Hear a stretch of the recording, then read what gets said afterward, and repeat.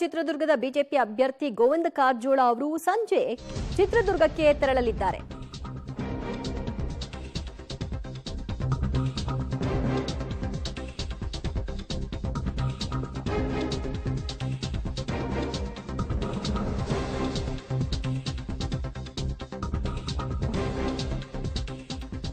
ಈಗಾಗಲೇ ಚಿತ್ರದುರ್ಗದಲ್ಲಿ ಶಾಸಕ ಚಂದ್ರಪ್ಪ ಅವರು ಬಂಡಾಯ ಎದ್ದಿದ್ದಾರೆ. ಮಗನನ್ನ ಪಕ್ಷೇತರನಾಗಿ ನಿಲ್ಲಿಸುವ ನಿರ್ಧಾರವನ್ನ ಮಾಡಿದ್ದಾರೆ. ಈ ಹಿನ್ನೆಲೆಯಲ್ಲಿ ಸಂಜೆ ಚಿತ್ರದುರ್ಗಕ್ಕೆ ಬಿಜೆಪಿಯ ಅಭ್ಯರ್ಥಿ ಕಾರಜೋಳ ಅವರು ಭೇಟಿ ಕೊಡಲಿದ್ದಾರೆ. ಈಗಾಗಲೇ ವಿಜಯೇಂದ್ರ ಅವರ ಜೊತೆಗೆ ಬೆಂಗಳೂರಿನಲ್ಲಿ ಭೇಟಿ ಮಾಡೋ ಮೂಲಕವಾಗಿ ಮಾತುಕತೆಯನ್ನು ನಡೆಸಿದ್ದಾರೆ.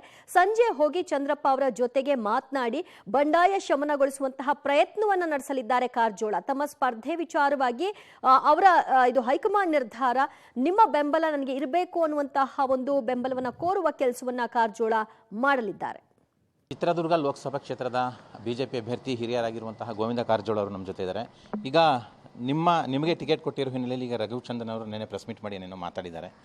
ಜೊತೆಗೆ ಹೊರಗಡೆಯಿಂದ ಬಂದಿರೋರವರು ಇಲ್ಲಿ ಯಾರು ಗಂಡಸರಿಲ್ವಾ ಅನ್ನುವಂಥ ಪ್ರಶ್ನೆಯನ್ನು ಕೂಡ ಅವ್ರು ಮಾಡಿದ್ದಾರೆ. ಸರ್, ಅದಕ್ಕೆಲ್ಲ ನಾನು ಉತ್ತರ ಕೊಡತಕ್ಕಂಥ ಅವಶ್ಯಕತೆ ಇಲ್ಲ. ರಾಜಕೀಯದಲ್ಲಿ ಇರ್ತಕ್ಕಂಥವರು ಸ್ವಾಭಾವಿಕವಾಗಿ ಟಿಕೆಟ್ ಕೇಳ್ತಕ್ಕಂಥದ್ದು, ಪಕ್ಷದಲ್ಲಿ ಅನೇಕ ಆಕಾಂಕ್ಷಿಗಳು ಇರ್ತಾರೆ. ಒಂದು ಬಾರಿ ನಮ್ಮ ಪಕ್ಷದ ವರಿಷ್ಠರು ನಿರ್ಣಯವನ್ನು ಮಾಡಿದಾಗ ನಾವೆಲ್ಲರೂ ಅದನ್ನು ಒಪ್ಕೊಳ್ಳೇಬೇಕಾಗ್ತದೆ. ಪಕ್ಷ ಅಂದರೆ ನಮಗೆ ತಾಯಿ ಇದ್ದಾಗೆ. ನಾವು ಯಾವತ್ತೂ ಕೂಡ ಪಕ್ಷದ ಸೂಚನೆ ಮತ್ತು ಆದೇಶಗಳನ್ನ ಧಿಕ್ಕರಿಸ್ತಕ್ಕಂಥದ್ದು ನನ್ನ ಸಂಸ್ಕೃತಿ ಇಲ್ಲ. ಇವತ್ತು ನಮ್ಮ ನಾಯಕರೆಲ್ಲರೂ ಸೇರಿ ಚಿತ್ರದುರ್ಗಕ್ಕೆ ನಾರಾಯಣ ಸ್ವಾಮಿ ಅವರು ನನಗೆ ಬೇಡ ಅಂದಾಗ ಒಂದು ನಿರ್ಣಯ ತಗೊಂಡಿದ್ದಾರೆ. ಜಿಲ್ಲಾದ ಎಲ್ಲ ಪ್ರಮುಖರು ಸೇರಿ, ಮಾಜಿ ಶಾಸಕರು, ಹಾಲಿ ಸಂಸದರು ಎಲ್ಲರೂ ಸೇರಿ ನನ್ನ ಹೆಸರನ್ನು ಶಿಫಾರಸು ಮಾಡಿದ್ದಾರೆ. ರಾಜ್ಯ ನಾಯಕರು ಅದನ್ನು ಒಪ್ಪಿಕೊಂಡಿದ್ದಾರೆ. ಕೋರ್ ಕಮಿಟಿ ಒಪ್ಪಿಕೊಂಡಿದೆ. ರಾಷ್ಟ್ರೀಯ ನಾಯಕರು ಕೂಡ ಒಪ್ಪಿ ಇವತ್ತು ನನಗೆ ಟಿಕೆಟ್ ಅನೌನ್ಸ್ ಮಾಡಿದ್ದಾರೆ. ನಾನು ಈ ಸಂದರ್ಭದಲ್ಲಿ ಇಷ್ಟೇ ಅವ್ರಿಗೆ ವಿನಂತಿ ಮಾಡಲಿಕ್ಕೆ ಬಯಸ್ತೇನೆ. ಚಂದ್ರಪ್ಪನವ್ರಿಗೆ, ರಘುಚಂದನ್ ಅವ್ರಿಗೆ, ನೀವೆಲ್ಲರೂ ಸಹಕರಿಸಿ ದೇಶದಲ್ಲಿ ಮತ್ತೊಮ್ಮೆ ನರೇಂದ್ರ ಮೋದಿಜಿಯವರು ಪ್ರಧಾನಮಂತ್ರಿ ಆಗಬೇಕಾಗ್ಯದ. ಚಿತ್ರದುರ್ಗನ ನಾವು ಗೆಲ್ಲಬೇಕಾಗ್ಯದ.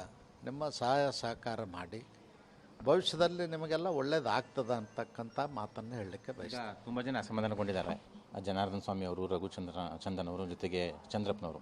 ಈಗ ಅವ್ರನ್ನ ಸಮಾಧಾನ ಮಾಡೋಕ್ಕೆ ನಿಮ್ಮ ಜಿಲ್ಲೆಗೆ, ನಿಮ್ಮ ಕ್ಷೇತ್ರಕ್ಕೆ ಯಾರು ಬರ್ತಾರೆ, ಯಾವಾಗ ಬರ್ತಾರೆ? ನೋಡಿ, ನನಗೆ ವಿಶ್ವಾಸದ ಅವರೆಲ್ಲರೂ ಪಕ್ಷದ ಚೌಕಟ್ಟಿನಲ್ಲೇ ಇರ್ತಾರೆ, ಪಕ್ಷದ ಕೆಲಸ ಕಾರ್ಯಗಳನ್ನು ಮಾಡ್ತಾರೆ.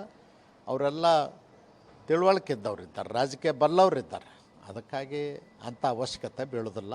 ಅವರೆಲ್ಲರೂ ಸಹಕರಿಸ್ತಾರೆ. ಇವತ್ತು ಜಂಟಿ ಸಮರಾಭ್ಯಾಸ ಬಿಜೆಪಿ JDS ನಾಯಕರು ಇವತ್ತು ಮೊದಲ ಬಾರಿಗೆ ಬೆಂಗಳೂರಿನಲ್ಲಿ ಎಲ್ಲ 28 ಕ್ಷೇತ್ರಗಳಲ್ಲಿ ಯಾವ ರೀತಿ ಗೆಲ್ಲಬೇಕು ಅಂತ ತಂತ್ರಗಾರಿಕೆ ಮಾಡ್ತಾ ಇದ್ದಾರೆ. ಈ ಮೊದಲ ಜಂಟಿ ಸಭೆ, ಸಮನ್ವಯ ಸಭೆ ಬಗ್ಗೆ ಏನು ಹೇಳ್ತೀರಾ? ನೋಡಿ, ಎರಡೂ ಪಕ್ಷದ ಕಾರ್ಯಕರ್ತರು ಹಾಲು ಜೇನಿನಂತೆ ಒಂದಾಗಿ ಒಕ್ಕಟ್ಟಾಗಿ ಚುನಾವಣೆ ಪ್ರಚಾರ ಮಾಡಿ ಅಭ್ಯರ್ಥಿಗಳನ್ನ 28 ಗೆಲ್ಲಿಸ್ಬೇಕನ್ನೋದು ಉದ್ದೇಶ. ಆ ಉದ್ದೇಶದ ಹಿನ್ನೆಲೆ ಒಳಗೆ ಇವರೆಲ್ಲರನ್ನೂ ಒಟ್ಟುಗೂಡಿಸಿ ಒಂದು ಪಕ್ಷದ, ಎರಡೂ ಪಕ್ಷದ JDS ನಾಯಕರು, BJP ನಾಯಕರು ಅವ್ರಿಗೆಲ್ಲರಿಗೂ ಮಾರ್ಗದರ್ಶನ ಮಾಡ್ತಾರೆ. ಖಂಡಿತವಾಗಿಯೂ ಹಾಲು ಜೇನಿನಂತೆ ಬೆರೆತು 28 ಕ್ಷೇತ್ರಗಳನ್ನ ನಾವು ಗೆಲ್ತೇವೆ. ಇದು ಗೋವಿಂದ ಕಾರಜೋಳ ಅವರ ಮಾತುಗಳು. ಕ್ಯಾಮ್ರಾಮನ್ ಗಣೇಶ್ ಜೊತೆ ಮಸೂದ್ ಪಬ್ಲಿಕ್ ಟಿವಿ, ಬೆಂಗಳೂರು.